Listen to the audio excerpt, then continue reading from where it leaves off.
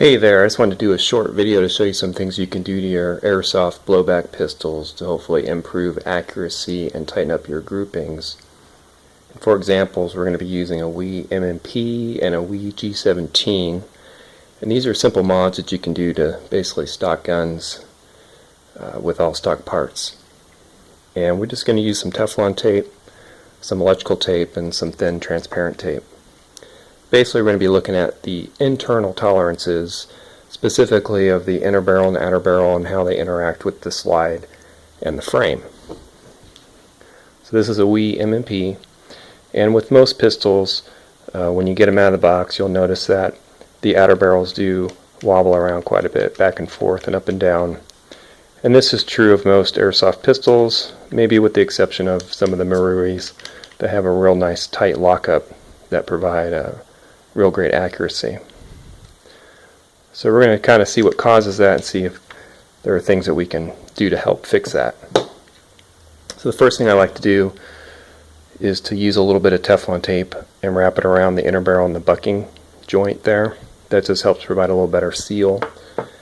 It also helps act as a shim to reduce any play or wobble there might be between the inner barrel and the hop-up chamber assembly itself. So as you know, these hop-up chambers are two-piece hop-up chambers, two halves that screw together with two screws.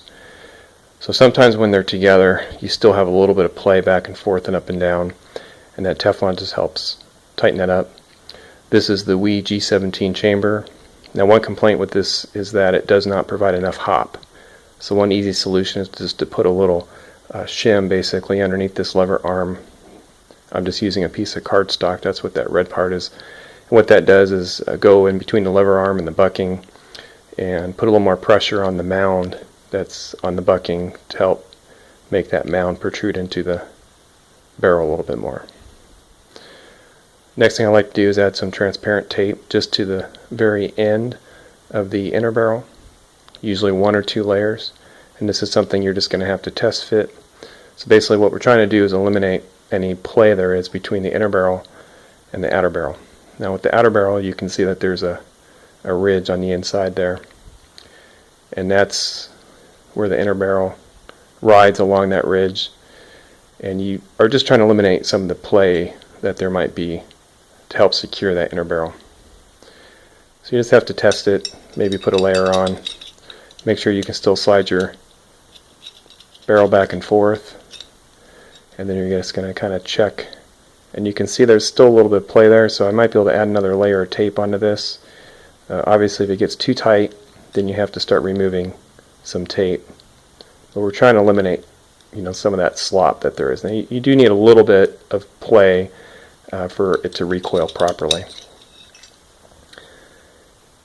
So then the next thing I like to do is to check the fit of the hop-up chamber to the actual frame. Now you'll see on this G17, if I can get this to focus, that there's a platform here where this assembly mounts onto. Now normally you don't see that because that's all hidden by when you attach the slide. But basically I'm just going to test fit this on there, and that just goes on, that slides on that platform and locks into place with the locking tabs. And you can just see how much play there is and wobble. So that inner barrel is moving all around. Now obviously it's going to be somewhat stabilized by the slide and the outer barrel, but we still want to see if we can tighten that up. One pistol I'm going to show you is the Wii 226, which is a Marui clone. And this is a pretty accurate pistol out of the box. And I think one reason why it's so accurate is because this inner barrel truly is basically a fixed barrel. There's a little bit of movement, not much movement side to side or up and down. And this one actually slides, has some locking grooves that this slides into, and when it's locked into position, that's a nice tight fit. And that's what we're going to try to achieve. See if we can duplicate that.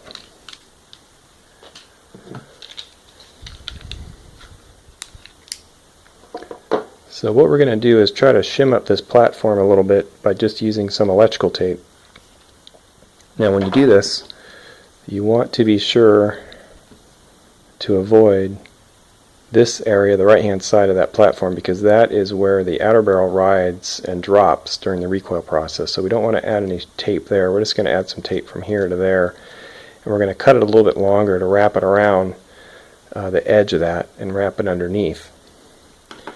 So I've already cut some tape. I believe I used 2 layers here for thickness, and we're just going to mount that on.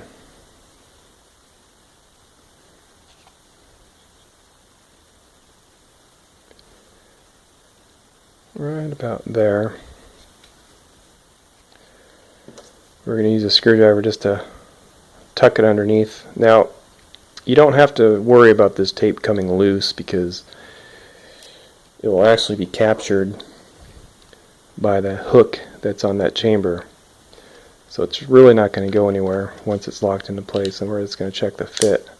Make sure that you can make sure the locking tabs click into place, and you can see now how much better that is, how much tighter it is. There's still, some play here, but we're going to be able to control that with the slide. But that's a lot better near the chamber, near the loading, where it loads the BB. We can do the same thing on our M&P. Got to disassemble this. Now this also has a platform right here. This one has a groove in it, and this groove actually helps lock that inner barrel a little bit better than on the G17, but it still has quite a bit of play.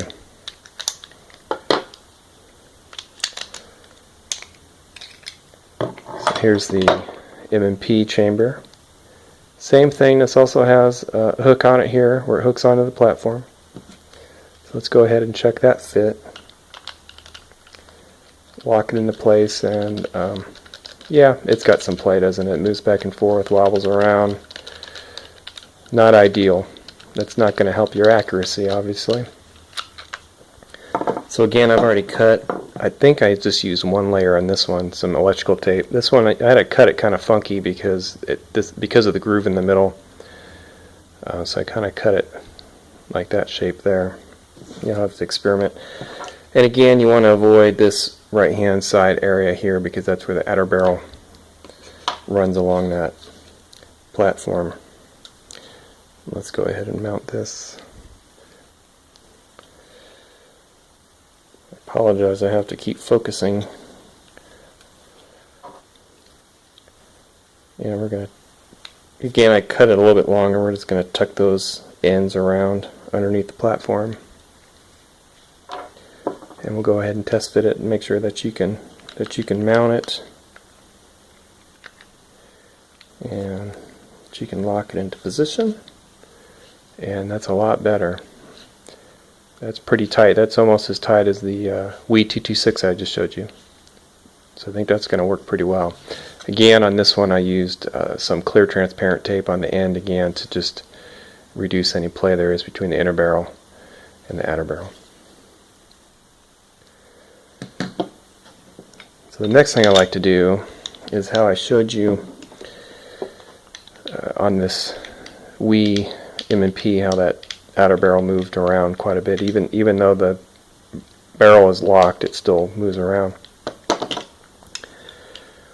So basically what we're going to do is just use some electrical tape as a shim. And I just use a thin layer basically that goes from about here to here.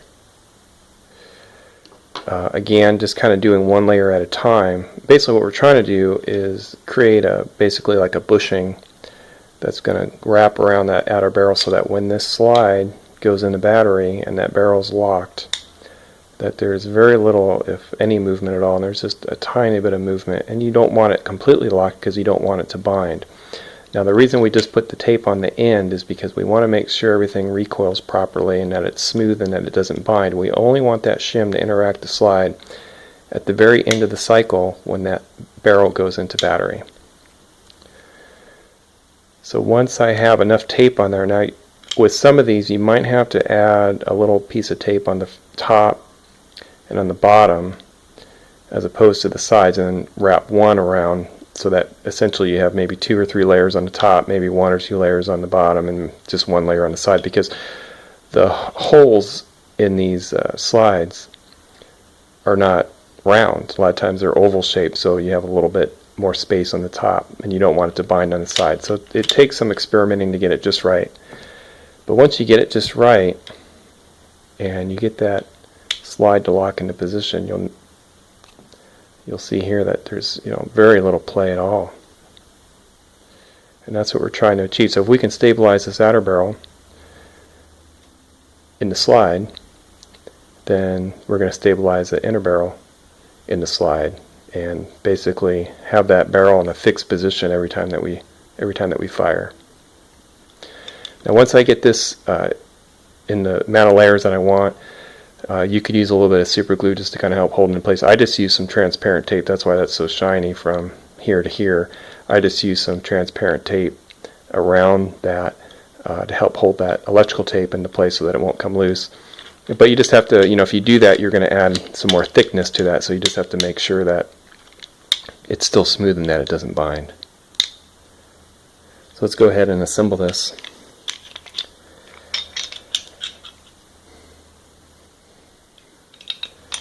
I guess I'm looking for my barrel. There it is. It's still on the pistol.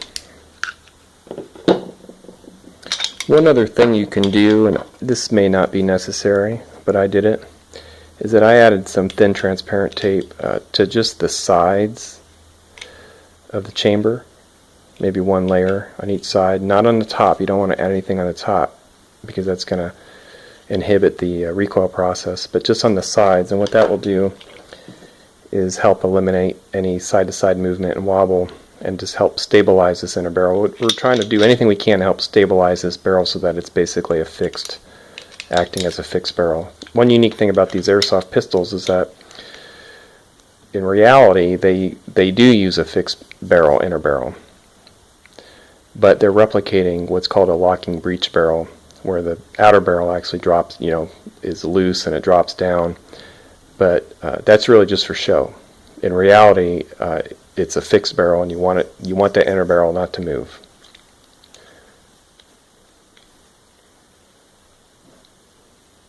Make sure I grab the right guide. We'll go ahead and install our guide rod. Now since we added electrical tape to that platform, you have to make sure that everything mounts properly and that's not binding or too tight. So let's go ahead and mount our slide. Make sure I've got that in right.